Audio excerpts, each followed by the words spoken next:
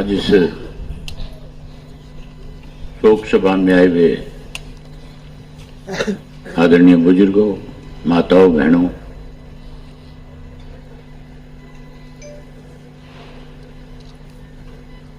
आज हम सब लोग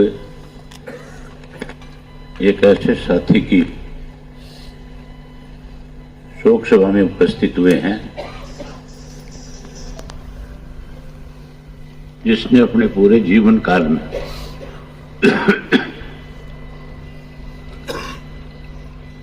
आम लोगों के प्रति सहानुभूति रखी। उन्होंने न केवल राजनीतिक तौर पे लोगों के साथ अपने अच्छे संबंध बनाए, बल्कि सामाजिक जिम्मेवारियां भी बहुत बड़ी बड़ी उन्होंने निभाने का काम किया।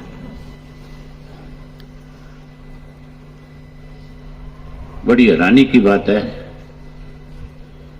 कि ऐसे शख्स को भी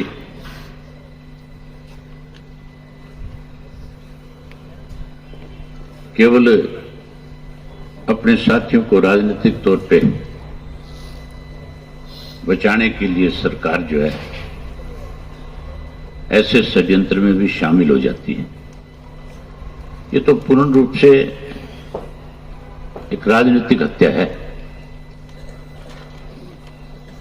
मैं इसको इसलिए राजनीतिक हत्या कहता हूं क्योंकि उनका किसी के साथ कोई ऐसा द्वेष था ही नहीं जिसकी वजह से कोई इस तरह की नौबत आई।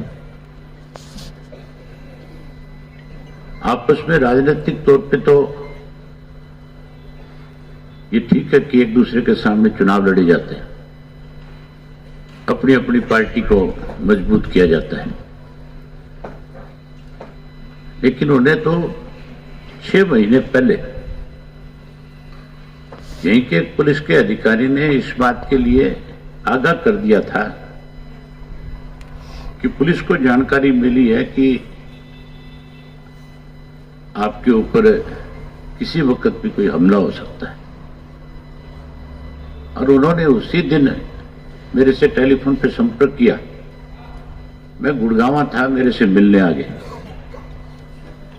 उन्होंने सारी बात मुझे बताई कि मुझे इसी तरह से इत्तला मिली है। मैंने उसी वक्त एसपी को टेलीफोन किया और कहा कि राठी साहब आपसे आकर के मिलेंगे, इन्हें आपके ही डिपार्टमेंट के लोगों ने आगाह किया है कि आपके ऊपर साजिश के तहत कोई हमला कराया जा सकता है, तो आपकी जिम्मेवारी बनती है कि आप इनको सुरक्षा प्रदान करें, और जिस किसी ने भी इस किस्म का षड्यंत्र रचने का काम किया है उसकी जानकारी हासिल करें, ऐसे लोगों के खिलाफ आप सख्त कार्रवाई भी करें। एसपी साहब ने कहा कि भेज दो मेरे पास। वो मिले, उन्होंने जाकर के दरखास्त दी। दरखास्त में सारी बात लिख करके दी कि कौन कौन लोग जो है जिन पे मुझे शक है जो इस साजिश में शामिल हो सकते हैं। बावजूद उसके भी पुलिस प्रशासन ने कोई कार्रवाई नहीं करी, ना उनको कोई सुरक्षा प्रदान करी। उसके बाद मैंने उनसे कहा कि आप चीफ मिनिस्टर से मिलो, मैं समय ले देता हूं, होम मिनिस्टर से मिलो, सीआईडी के चीफ को बताओ, डीजी को लिखो। उन्होंने सबसे मिलकर के सारी बात बताई, और बात बताने के बाद जहां सुरक्षा प्रदान करनी चाहिए थी, सुरक्षा प्रदान करने की बजाय उनके लाइसेंस रद्द करने के नोटिस दे दिए। इससे और ज्यादा शक के दायरे में सरकार आ जाती है कि केवल राजनीति के सरकार के शिकार हुए। आज मुझे जो जानकारी मिली कि जो हत्या में शामिल लोग थे उनमें से 2 लोगों ने कल रात को सरेंडर किया है। पत्ते तो सारी खुलेगी, पता हर बात का लगेगा,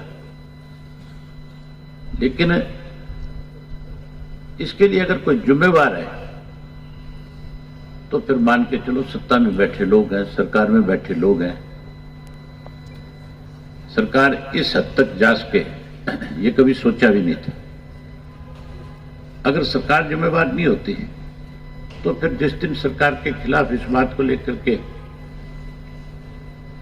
काम रोक को प्रस्ताव विधानसभा में दिया गया तो सरकार की तरफ से किसी एक आदमी ने भी इसके ऊपर किसी और को जिम्मेवार ठहराने के बजाय मौन साध दिया। उससे भी साबित होता था कि ये लोग शामिल हैं। और मैंने भी जब ये सारी बातें रखी तो कोई जवाब नहीं मिल रहा था। आज ऐसा लग नहीं रहा कि वो हमारे बीच में नहीं है, लेकिन हमें ये बात स्वीकार करनी पड़ेगी कि आज नहीं है। उनके प्रति हमारी सच्ची श्रद्धांजलि एक ही है।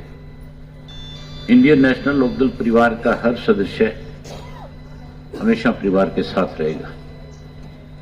हमने उनको कभी पार्टी के अध्यक्ष के रूप में नहीं, बल्कि एक परिवार के सदस्य के रूप में, एक साथी के रूप में सम्मान दिया। उन्होंने भी अपनी तरफ से कभी कोई कमी नहीं छोड़ी। हमेशा एक ही चिंता करते थे कि किसी तरह से संगठन को मजबूत किया जाए, किसी तरह से लोगों का विश्वास फिर से जीता जाए, लोगों में फिर विश्वास पैदा किया जाए। हर वक्त इस बात की चिंता करते थे। और उस दिन भी जब ये हादसा हुआ है, उससे पहले भी उन्होंने प्रकाश भारती जी जो हमारे उपाध्यक्ष हैं, उनके साथ बात करी और उनसे कहा कि आप कल चंडीगढ़ आओ, मैं भी चंडीगढ़ आ रहा हूं। उन्होंने मेरा जिक्र किया कि वो भी चंडीगढ़ में होंगे। लोकसभा का चुनाव नजदीक आ रहा है, हमें बैठ करके कोई आपस में इस पर चर्चा करनी चाहिए।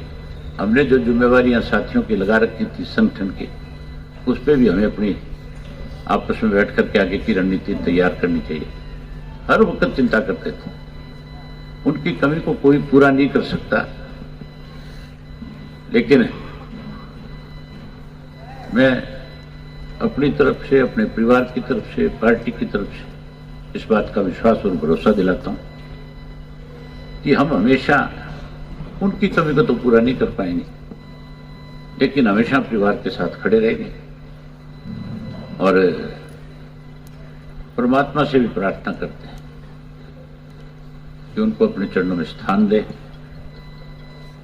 परिवार को हिम्मत और हौसला दे इस बात का कि वो उनको दिखाए रास्ते पे चले, उनकी जो सोच थी उसको आगे बढ़ाए। मैं बच्चों से बहुत उम्मीद करूंगा कि वो उनकी सोच को आगे बढ़ाने में अपनी तरफ से कोई कोर कसर नहीं छोड़ेंगे। आज आप सब लोग इतनी बड़ी संख्या में आए, आप सब ने जो रिश्ते उनके साथ आपके रहे, जिस तरह से उनका आपका एक स्नेह रहा, आज उनके प्रति अपनी श्रद्धा सुमन अर्पित करने आए हो, उसके लिए आप सबका बहुत आभार व्यक्त करता हूं। आप सबके लिए परिवार की तरफ से प्रसाद रखा गया, आप प्रसाद लेकर के जाएं। परमात्मा से फिर हम सब मिलकर के एक बार प्रार्थना करते हैं कि उनको अपने चरणों में स्थान दे और हम सबको आगे बढ़ने की हिम्मत और हौसला प्रदान करने का काम करे। धन्यवाद। ओम शांति, ओम शांति, ओम शांति।